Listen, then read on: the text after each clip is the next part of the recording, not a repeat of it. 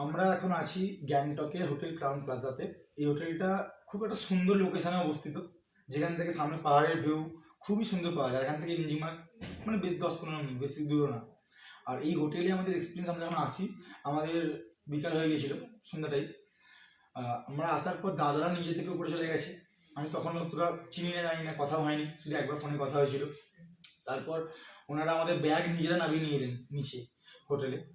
এই হোটেলটা এতটা সুন্দর, মানে আমরা যখন ঢুকছি বাইরের ইন্টেরিয়ারটা দেখেই মোবাইল টান করে একটা ভিডিও করতে লাগে যে সবাইকে দেখাবো বাড়িতে গিয়ে। ভেতরে যখন ঢুকি সেখানেও কাজ খুব সুন্দর, মানে এত সুন্দর, এত চিপ রেটে ভাবা যায় না। আর সবথেকে কথা, রুমগুলো এতটা সুন্দর সুন্দর রুম। প্রতিটা রুমে মানে একটা ডবল বেড, একটা সিঙ্গেল বেড আছে, তার প্রতিটা আলাদা চার্জিং, 3টে চার্জিং পয়েন্ট আছে। বাথরুম প্রচুর সুন্দর, টাইলস দিয়ে পুরো ভর্তি। আর এই হোটেলে যে খাবার, মানে আমরা যারা বাঙালি আছি পুরো বাঙালির স্বাদ আছে, কারণ রাঁধুনিটাও বাঙালি।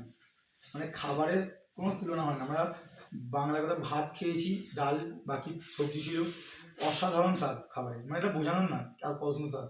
তারপর সব থেকে বড়, রাত্রিবেলার জন্য আমাদের অনেক অপশান দিয়েছে, যে আমরা মাংস ভাত খাবো, মাংস রুটি খাবো, চিলি চিকেন রুটি খাবো, না চিলি চিকেন ফ্রাইড রাইস খাবো। আমরা আমাদের মতো নিয়েছিলাম। তারপর সন্ধ্যাবেলা একটু মুখ চাট খেতে ইচ্ছা করছিল, তো দাদাকে আমি বললাম, দাদা কিছু বানিয়ে দিন না। দাদা আমাকে ফ্রেঞ্চ ফ্রাই বানিয়ে দিল। চা তো আমরা এমনি খাচ্ছি। সকালবেলার জন্য জিজ্ঞাসা করি রাত্রিবেলা যে আমরা কি খাবো কি না খাবো। আর তারপর আমরা দুদিনের জন্য লাচুং চলে গিয়েছিলাম সেদিন প্রথম দিনের পর। কালকে রাত্রিবেলা আমরা আবার এসেছি লাচুং থেকে ডাইরেক্ট এই হোমস্টেতে, hotel crown, Sikkim crown plaza.